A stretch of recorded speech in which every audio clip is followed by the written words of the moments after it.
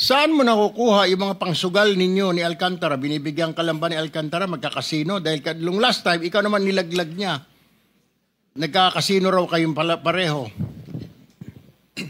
Your Honor, totoo po yun. Nakakapunta lang po ako ng kasino pag inaaya niya po ako. Sinasama po. Okay, Doon lang po. Magkano pinapatalo ninyo? Your Honor, ang nangyayari po kasi, pag nagpupunta po kami ng kasino, siya lang po ang may dala ng pera. Wala po kaming dalang pera. Pera niya po ang ginagamit, binibigay niya sa amin para po maglaro. Ngayon po, pagka po naglaro at nanalo, sa kanya po binibigyan niya po kami ng balato. Pag po natalo, sa kanya po, pera niya po. Magkano ang dala-dala ninyo? Kung alam mo, magkano yung dala-dala ninyong pera? Ilang bag? Your Honor, alam ko lang po may isang bag pero hindi ko po alam kung magkano po ang laman. Magkano ang tayaan ninyo? Magkano ang pag nakikita mo siya? I'm sure katabi mo, magkano ang taya niya?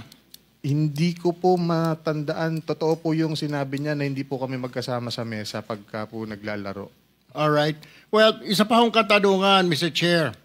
Ibig mo sabihin, wala ka nakukuha sa mga kontraktor?